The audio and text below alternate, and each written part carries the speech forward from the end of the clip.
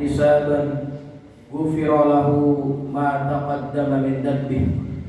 Rabbi ishrah li sadri wa yassir li amri wahlul 'uqdatam min lisani yafqahu qawli. Hadirin wal hadirat rahimani wa rahimakumullah. Alhamdulillah, kita sangat bersyukur kepada Allah Subhanahu wa taala.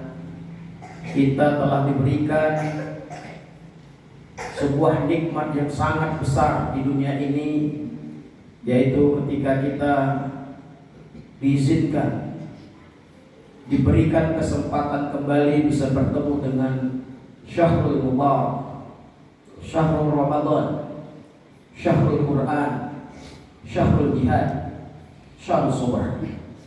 Ini kita harus bersyukur, karena dengan kita bersyukur kepada Allah Subhanahu wa taala, kita akan ditambah nikmat, ditambah iman, ditambah ketakwaan kita kepada Allah Azza wa Jalla. Baik dari buah siam, dari implementasinya atau tatbiqnya dari ibadah siam yang kita raih di bulan Ramadan ini adalah mencetak orang-orang yang jujur. Karena kalau kita lihat di negeri kita ini, jujur itu sudah mulai langka. Sampai ditulis slogan-slogan, jujur itu hebat, jujur itu pemberani, jujur itu mujur. Karena melihat realita di kehidupan kita ini, mencari orang jujur itu amat sangat sulit. Baik dari para pejabatnya sudah tidak berlaku jujur. Kita melihat beberapa kasus sebelum datangnya Ramadan, bahkan sampai detik ini banyak peristiwa-peristiwa yang tidak jujur. Padahal kalau dia jujur, dia pasti selamat dan dia pasti jujur. Kita bisa tahu bagaimana orang membuat uang palsu karena ingin cepat kaya. Sebuah kampus besar di Sulawesi, di Makassar, kita tahu betul ada orang yang memasukkan ijazahnya. Bahkan berita yang sangat viral ketika Pertalite Pertamax dioplos menjadi Pertalite menjadi Pertamax. Ini sikap tidak jujur.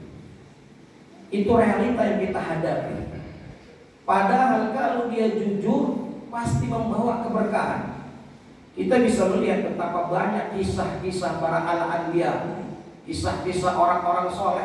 Kalau dia jujur, maka dia pasti mujur. Kita lihat kisahnya Al-Imam Asy-Syafi'i. Ketika hendak berangkat rihlatul ilm, ibunya berkata kepada anaknya, "Nak, dimanapun engkau berada, hendaklah jujur." Akhirnya Imam Syafi'i menyanggupi, "Ya, insyaallah saya akan berlaku jujur." Di pertengah perjalanan, Al-Imam Syafi'i dibekali oleh ibunya 400 dirham. Kalau 400 dirham kurs sekarang, 1 dirham itu 4.000, maka kurang lebih 1.600.000 rupiah.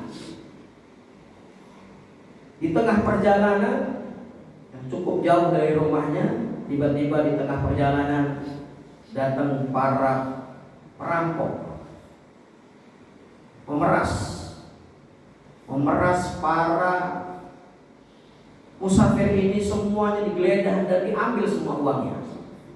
Ketika ada seorang perampok bertanya, "Wahai anak kecil, kamu bawa uang berapa?" "Saya bawa uang 400 dirham." "Ah, bohong kamu, pergi sana." Al-Imam Syafi'i tidak digeledah, tapi semua yang satu rombongan semua digeledah. Ketika sudah selesai, sayyidnya, gengnya atau rajanya atau pemimpin perampok tadi, dia bertanya, "Kenapa kamu tidak diperiksa?" Dia ngejek saya katanya. "Ngejek bagaimana? Masa dia bawa uang 400 dirham?